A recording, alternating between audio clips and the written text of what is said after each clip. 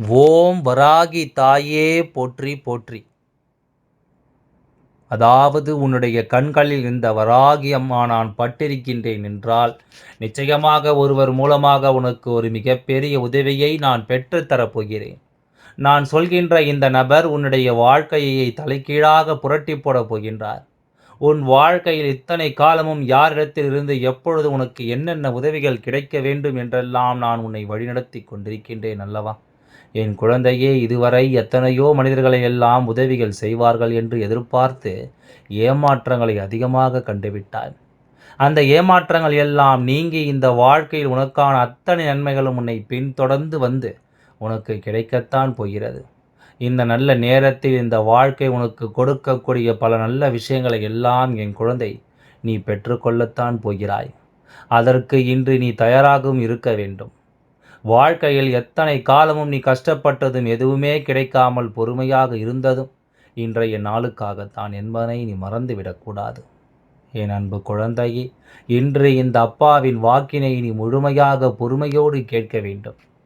இன்று உன்னுடைய கஷ்ட காலங்கள் எல்லாம் முடிந்து இந்த வாழ்க்கையில் உனக்கான அத்தனை நன்மைகளும் ஒவ்வொன்றாக உன்னை பின்தொடர்ந்து வந்து கிடைக்கப் போகின்றது.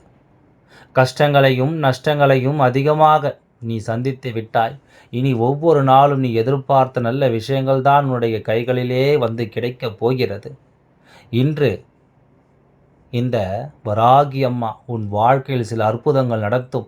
அதன் பிறகு என் குழந்தை, நீ நினைத்த அனைத்து விஷயங்களையும் ஒருவர் உனக்கு தானாக உன்னை தேடி வந்து செய்து கொடுக்கப் போகிறார்கள். என் அன்பு குழந்தையே, இவையெல்லாம் ஒரு புறம் இருக்கட்டும். என் குழந்தையின் மனநிலை இப்பொழுது எப்படி இருக்கின்றது என்பதை நான் தெரிந்து கொள்ள வேண்டும் அல்லவா?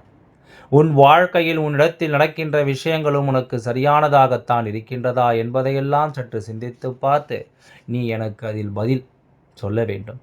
இனி சொல்ல வேண்டும்.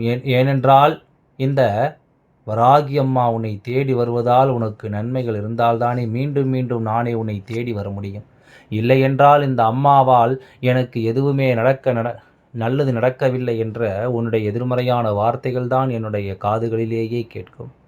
உன்னுடைய வார்த்தைகள் இந்த வராகி அம்மா உன் வாழ்க்கையில் எந்த ஒரு நல்லதையும் நடத்தி கொடுக்கவில்லை, எந்த ஒரு உற்சாகத்தையும் கொடுக்கவில்லை, எந்த பாதுகாப்பையும் கொடுக்கவில்லை என்று இருக்குமானால் இந்த வராகி அம்மா நான் நிச்சயமாக உன்னை விட்டு சென்று விடுவேன். இந்த அம்மாவின் முக்கியமான நோக்கம் என்ன தெரியுமா?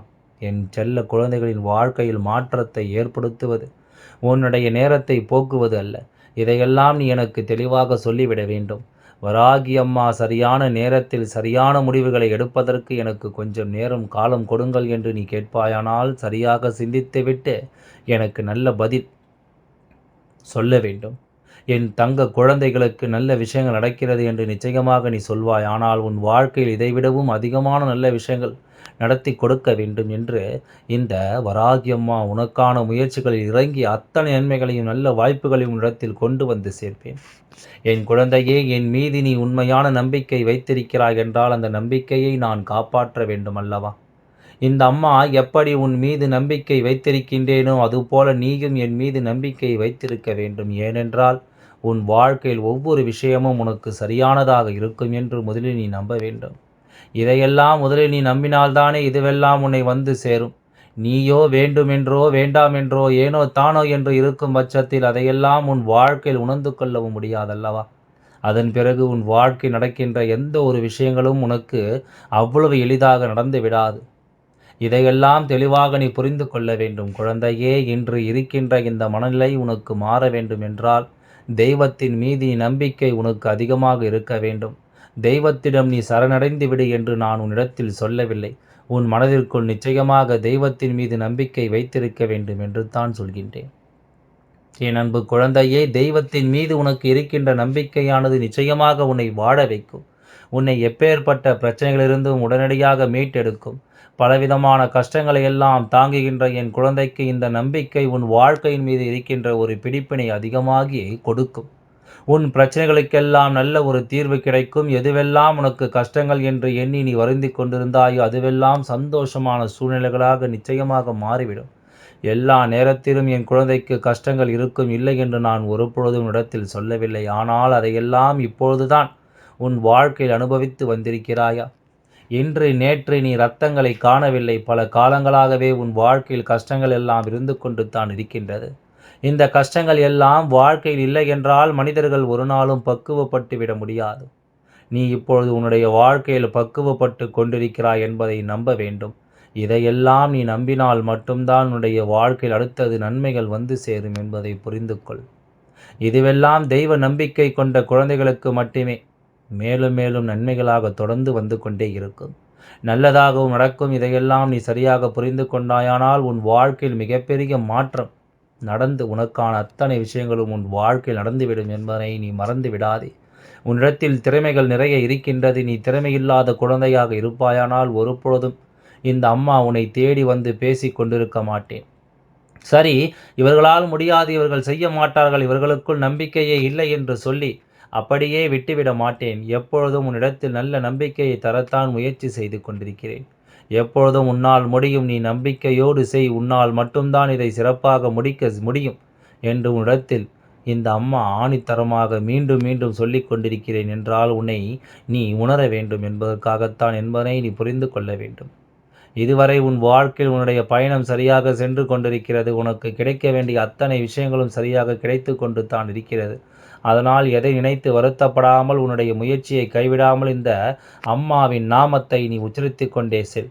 என் குழந்தைக்கு நடப்பது எல்லாம் நன்மையாகவே மட்டுமே நடக்கும்.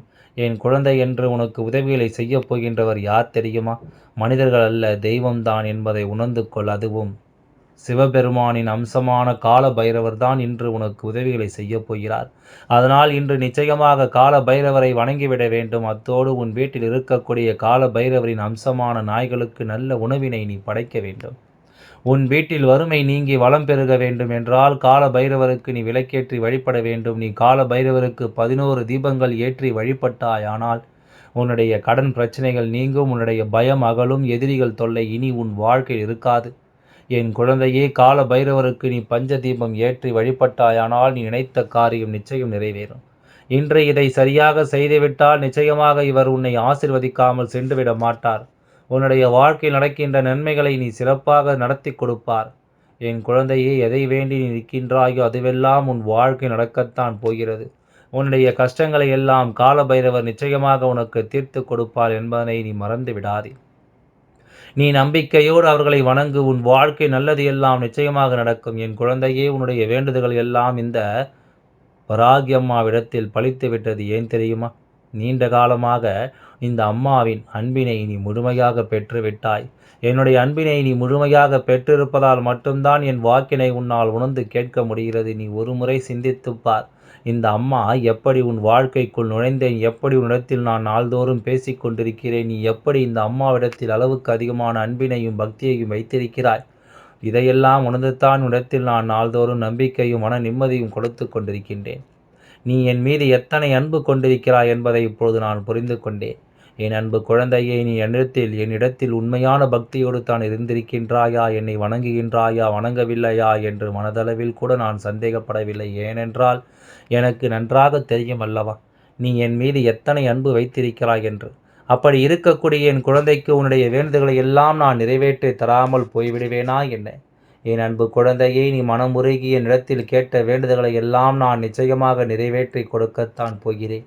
நீ இந்த அம்மாவிடத்தில் மன உறுதியாக கேட்டது, மன நிம்மதியோடு உன்னுடைய கஷ்டங்களுக்கு தீர்வினை கேட்டதும், உன்னை காயப்படுத்தியவர்களுக்கான தண்டனையை கேட்டதும், உன்னிடத்தில் இருந்து கொண்டே உனக்கு துரோகங்களை செய்தவர்களுக்கான நல்ல பாடத்தினை கேட்டதும், இவை எல்லாவற்றையும் நான் உனக்கு நிறைவேற்றி கொடுக்கத்தான் போகிறேன்.